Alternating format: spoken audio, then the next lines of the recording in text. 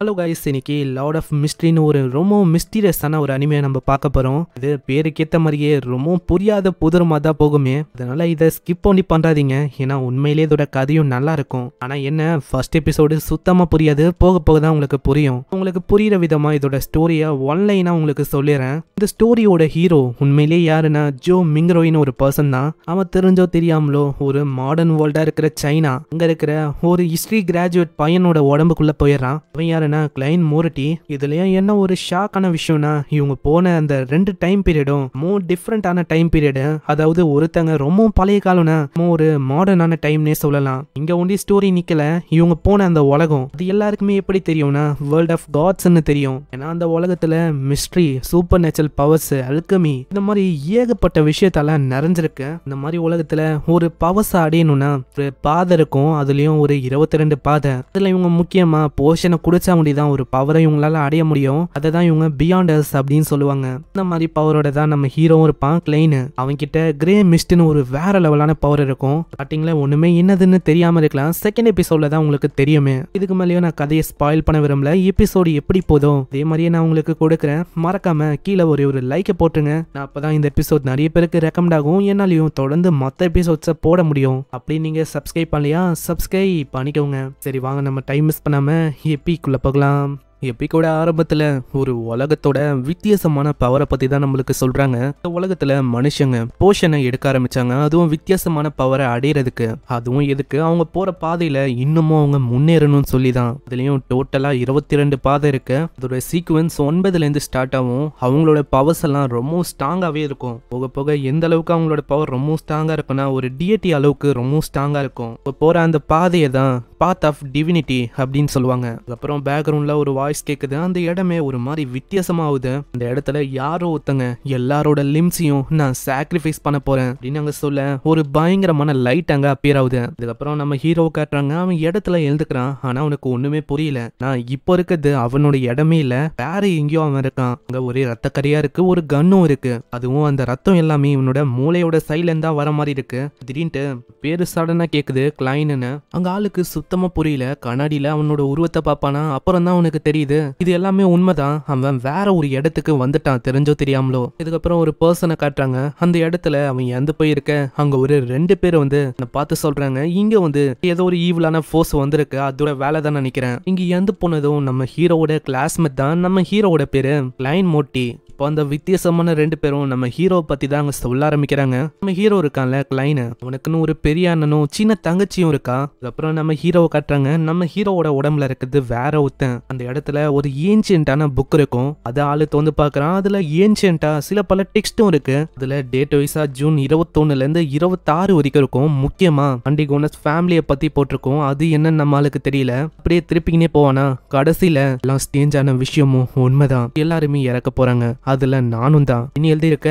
நம்ம ஹீரோக்கு அங்க ஒண்ணுமே புரியல. இதுக்காக நம்ம கிளைன் இப்படி எழுதி வச்சிருக்கான். என்னதான் ஆச்சு இப்படின்னாலும் யோசிக்கும் போதே பின்னாடி ஒரு சவுண்ட் வருது. அது வேற யாரும் இல்ல, நம்ம ஹீரோவோட சிஸ்டர் தான். இவளோட பேரு மெலிசா. அங்க அவளும் கேக்குறான், ஆமா என்ன விஷயம், அங்க ஒன்னும் இல்லைன்னு சொல்லுவானா. கன்னு லைட்டா கீழே விழும். என்ன சவுண்டுன்னு கேட்க உடனே ஒரு கிளாக் நீட்டான். இது ரிப்பேர் ஆயிடுச்சு, இதுதான் நான் நோண்டி நின்றேன். உடனே அவ சரி பண்ணி தரா. ஏன்னா இதுலலாம் அவளுக்கு நிறையவே திறமை இருக்கு. இப்படி புத்துட்டு அவ போயிடறான். அந்த இடத்துல நம்ம ஹீரோக்கு இன்னமும் அந்த விஷயம் புரியல. நான் அவனோட மண்டையில சைட்ல சுட்ட மாதிரி ஒரு காயம் இருக்கும். அதை பண்ணதும் அங்க இருக்க ஒரு கன்னு தான். அது சூசைடா கொண்டு இருப்பாங்களா அப்படின்னு அவனுக்கு தெரியல. இதுக்கு மேல நம்ம ஹீரோ இந்த உடம்புக்குள்ள வந்தனால அந்த காயமும் நல்லாவே ஹீல் ஆயிடுச்சு. ஆனா இன்னமும் நம்ம கிளைனோட மெமரிஸ் அவளைக்கும் நம்ம ஹீரோக்குள்ள வரல. முக்கியமா நம்ம ஹீரோ வேற ஒரு உடம்புக்குள்ள எப்படி வந்திருப்பானா, முக்கியமா ஒரு ரிச்சுவல பண்ணிருப்பான். அது வழியா தான் நான் இங்க வந்தனும் அப்படின்னால யோசிக்கிறான். ஆனா அதுக்குள்ள அவ ஃபுட்டை கொண்டு வரா. ஆனா ஒரே தூக்கமா இருக்கும். இன்னைக்கு வர நீ அங்க போகணும் இல்லையா, அதெல்லாம் ஒண்ணும் இல்ல. இந்த இடத்துல நம்ம மலேசியா சில பல பொருளை வாங்க சொல்றா. 8 பவுன் கொடுத்து அதே மாதிரி கம்மியா வாங்கு, ஏன்னா ரொம்ப ஹாட்டா இருக்கு, ஸ்பாயில் ஆயிடும்.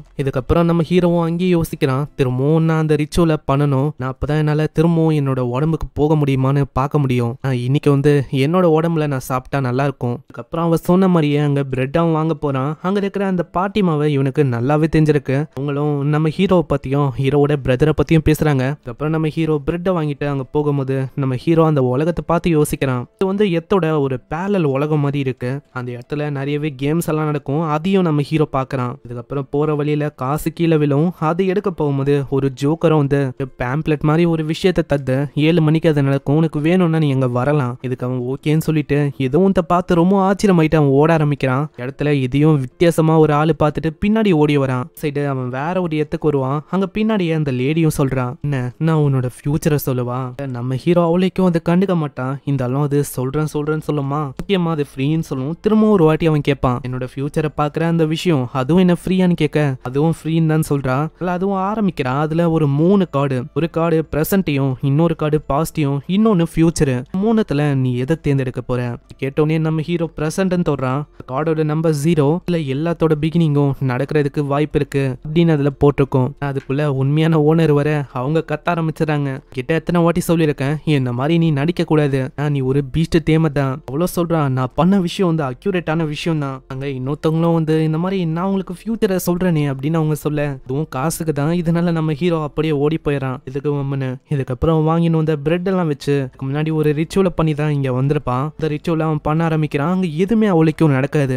சில பல செகண்ட்ஸ்லயே இந்த இடமே ஒரு மாதிரி ஆகுது. அவனோட தலை பயங்கரமா வலிக்குது. அங்க ஒரு கிறிஸ்டலும் அப்படியே உடையுது. சைடு ஆட்ரின்னு ஒரு பொண்ணு இருக்கா, அவளும் ஏதோ ஒரு மிரரை வச்சு அங்க ரிச்சுவலை பண்ண. சைட்ல இன்னொருத்தனும் அதே மாதிரி தான் அவன் ஷிப்ல ஏதோ ஒண்ணு பண்ண. அவங்க 2 பேர் பண்ண விஷயமும் நம்ம ஹீரோ பண்ண விஷயமும் கனெக்ட் ஆயிடுது. எல்லாருமே ஒரு வித்தியாசமான ரிலேமுக்கு வராங்க. ஹீரோ மேல இருப்பானா, உடனே அந்த ஆட்ரி கேக்குறான், எக்ஸ்கியூஸ் மீ, நீங்க தான் இந்த டிவைன் ரிலேத்தோட மாஸ்டரா? நம்ம ஹீரோக்கு புரியல, இவங்க 2 பேர் தான் என்ன சமன் பண்ணாங்களோ, ஆனா இந்த இடத்துல எந்த விதமான டெம்பிளும் இல்லையே அப்படின்னு தான் வெறுமா சொல்லுவான். அந்த இடத்துல இவன் சொன்ன அடுத்த செகண்டே ஒரு டெம்பிள் தன்னால இவனுக்காக உருவாகுது. இந்த இடத்துல 2 பேரும் வந்திருப்பாங்கல்ல, அதுல பையனோட பேரு மிஷேல், அந்த பொண்ணோட பேரு ஆட்ரி. அங்க அந்த பையனும் கேக்குறான், ஆமா இந்த இடம் இது வந்து என்னது, அதே மாதிரி இந்த பிளேஸ்ல இருக்கிற நீங்க வந்து யாரு? உடனே அவனுக்கு தெரியல அவன் கிளேனா இல்ல மிங்க்ரூவான. இடத்துல ஆட்ரியும் கேக்குறான், ஆமா நீங்க தான் எங்களை சமன் பண்ணீங்களா? அப்படி நீங்க சமன் பண்ணியிருந்தா நாங்க வந்து திரும்பவும் எங்களோட இடத்துக்கு போலாமா? கண்டிப்பா நீங்க வந்து போலாம். ஆனா அந்த பொண்ணுக்கு இந்த மாதிரி வித்தியாசமான கல்ட்டு மாதிரி இருக்கிற விஷயம்னா ரொம்பவும் பிடிச்சிருக்கு. இந்த மாதிரி விஷயத்த தான் ரொம்ப நாளா எக்ஸ்பீரியன்ஸ் பண்ணணும்னு ஆசைப்பட்டேன். இந்த மாதிரி இதை நான் பண்ணவும் செஞ்சேன்.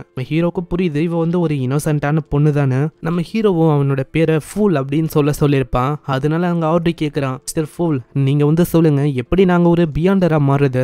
இதை பத்தி நம்ம ஹீரோ கேள்விப்பட்டதில்ல.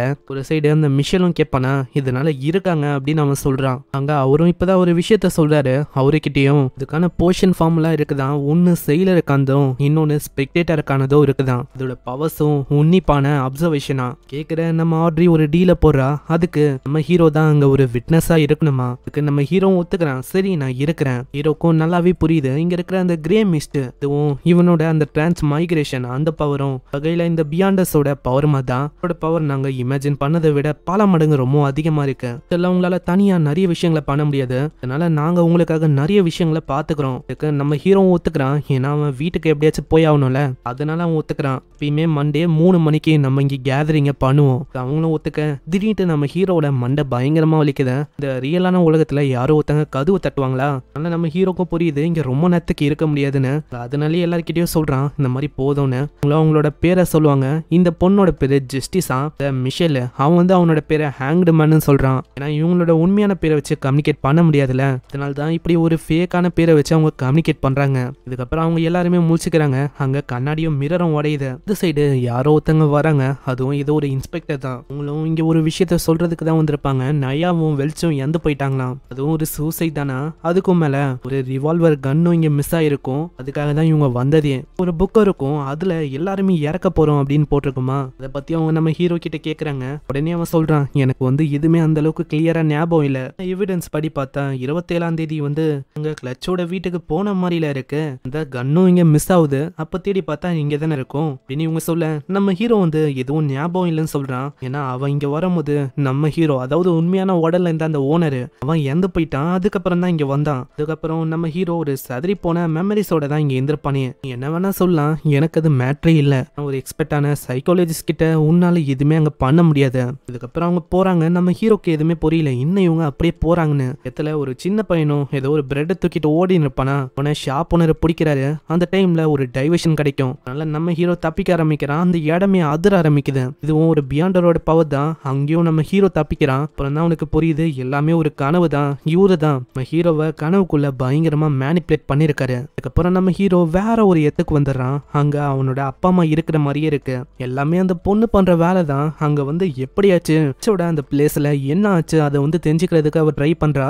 எதுவுமே நம்ம ஹீரோ வழியா அவளுக்கு தெரியவில்ல. அதனால உன்னிப்பா எனக்குள்ள என்ன இருக்குன்னு பார்க்க முடியலன்னு நினைக்கிறேன். சொல்லு 27ஆம் தேதி என்ன நீ பண்ணுந்த? நம்ம ஹீரோ அவனையும் அறியாம ஒரு கண்ணால தண்ணியை அவன் சொல்றான். ஏன் அவங்களுக்கு தெரிஞ்சு போயிது அந்த விளென்சோ நாயோட மெமரிஸும் நம்ம ஹீரோஸுக்கு சுத்தமா இல்ல. அது எப்படின்னு தெரியல. இன்னைக்கு தண்ணி அவன் சுட்டிருக்கான். எப்படியோ அவன் உயிரோட இருக்கான். ரெண்டு பேரோட மெமரியும் எதுவும் இல்லவே இல்ல. ஆர்டிகோனஸ் அவங்களோட நோட் புக்கையும் நம்ம கண்டுபிடிக்கணும். இப்போ டேஞ்சர்ல இருக்க. எங்களால நான் எப்பயுமே பேபி சிட்டிங் பண்ணினே இருக்க முடியாது. ஸோ நீ என்ன எங்க கூட பியாண்டரா ஜாயின் பண்ண விரும்புறியா? அங்க நம்ம ஹீரோவும் யோசிக்கிறான். இங்கே இந்த எபிசோட முடியுது. என்னன்னா உண்மையிலேயே ஃபர்ஸ்ட் எபிசோடு புரிஞ்சிருக்காது. ஏன்னா முக்கியமா சொன்னா இது ஒரு மிஸ்ட்ரி டைப்பான அனிமே. நீங்க இதுல நல்லா ஞாபகம் வச்சுக்கிறது நம்ம ஹீரோட பேரு ஜோ மிங்ரோய் தான். கிளேனோட பாடியில இருக்கான். அவன் இப்போ பியாண்டரா மாற போறான். இவனோட கேரக்டர் ஐடென்டிட்டி எல்லாமே ரொம்ப ஸ்ட்ராங் ஆகினே போகும். நம்ம கிளைனுக்கு ஹிஸ்டரியோட நிறையவே நாலேஜ் இருக்கும். நம்ம மிங்ரோய் தெரிஞ்சோ தெரியாமலோ நம்ம கிளைனோட பாடியில மாட்டிப்பான்.